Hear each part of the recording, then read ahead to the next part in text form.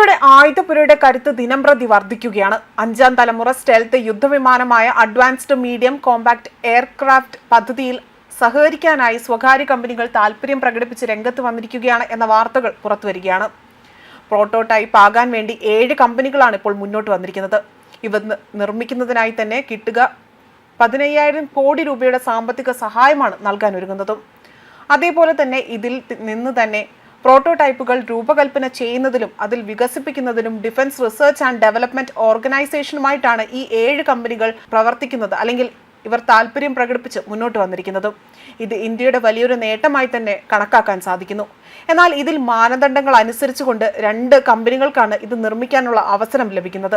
നിർമ്മാണ അവകാശം നൽകുന്നതിന് മുൻപായിട്ട് തന്നെ ഏറ്റവും ഉയർന്ന നിലവാരത്തിൽ തന്നെ AMCAയുടെ 5 മാതൃകകൾ നിർമ്മിക്കുന്നതിനായി തന്നെ 15,000 കോടി രൂപയുടെ സാമ്പത്തിക സഹായം നൽകുകയും ചെയ്യുന്നു.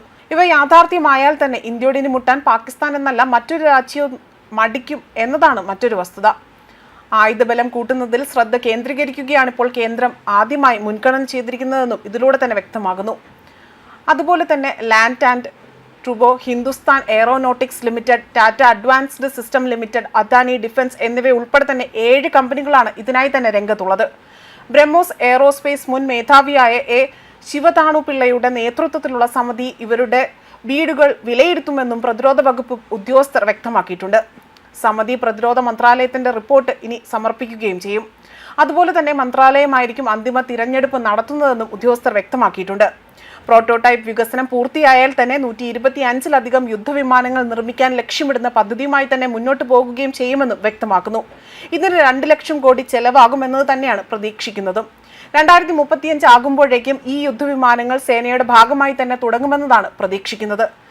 നിലവിൽ അമേരിക്ക, അതായത് F-22, F-35, ചൈനയുടെ J-20, റഷ്യയുടെ Su-57 എന്നീ രാജ്യങ്ങൾക്ക് മാത്രമാണ് 5ാം തലമുറ യുദ്ധവിമാനം ഉള്ളത്. അതുപോലെ തന്നെ തുർക്കിയും സ്വന്തമായി ഒന്ന് വികസിപ്പിക്കുന്നുണ്ട് എന്നും റിപ്പോർട്ടുകൾ പുറത്തു വന്നിട്ടുണ്ട്.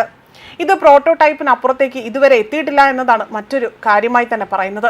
ഇന്ത്യയുടെ AMCA എത്തുന്നതോടുകൂടി തന്നെ അത്യാധുനിക യുദ്ധവിമാനം സ്വന്തമായി വികസിപ്പിച്ച ചുരുക്കം ചില രാജ്യങ്ങളുടെ പട്ടികയിലേക്ക് ഇന്ത്യ ഇടം പിടിക്കുമെന്നതും മറ്റൊരു ശ്രദ്ധേയമായ കാര്യമാണ്. ഇന്ത്യയുടെ ആദ്യത്തെ 5ാം തലമുറ യുദ്ധവിമാനമായി തന്നെ ഇത് മാറുകയും ചെയ്യും. America, Russia വിമാനങ്ങളായ F-22, F-35, Su-57 എന്നിവയിലേതുപോലെ തന്നെയുള്ള നൂതന സ്റ്റെൽത്ത് കോട്ടിങ്ങുകളും ആന്തരിക ആയുധ അറ, അതുപോലെ ഇന്റേണൽ വെപ്പൺ ബേ എന്നാണ് ഇതിന് പറയുന്നത്, അതിലടക്കമുള്ള കാര്യങ്ങൾ ഇരട്ട എഞ്ചിൻ യുദ്ധവിമാനമാണ് ഇപ്പോൾ ഈ വികസിപ്പിച്ചെടുക്കുന്നതും.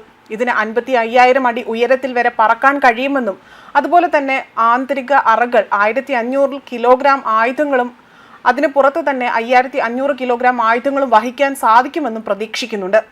അതേപോലെ തന്നെ അതിവേഗം തന്നെ ദിശ മാറ്റാൻ വരുത്തുന്ന കഴിവുള്ളതും ശത്രുക്കളുടെ കണ്ണിൽ പെടാത്തതുമായ ഒരു യുദ്ധവിമാനമായിരിക്കും ഇതെന്നും കണക്കാക്കപ്പെടുന്നുണ്ട്. ഇതിന് 2 പതിപ്പുകൾ ഉണ്ടാകുമെന്നാണ് ഇപ്പോൾ റിപ്പോർട്ടുകൾ സൂചിപ്പിക്കുന്നത്. ആദ്യത്തേതിൽ അമേരിക്കൻ നിർമ്മിത GEF 414 എഞ്ചിൻ ഉപയോഗിക്കുമ്പോൾ തന്നെ രണ്ടാമത്തേതിൽ അതിനേക്കാൾ ശക്തിയേറിയ തദ്ദേശീയമായി വികസിപ്പിച്ച എഞ്ചിൻ ഉണ്ടാകുമെന്ന് തന്നെയാണ് ഇന്ത്യ ഇപ്പോൾ പ്രതീക്ഷ അല്ലെങ്കിൽ പ്രകടിപ്പിച്ചിരിക്കുന്നതും. ന്യൂസ് ഡെസ്ക് കർമ്മ ന്യൂസ്.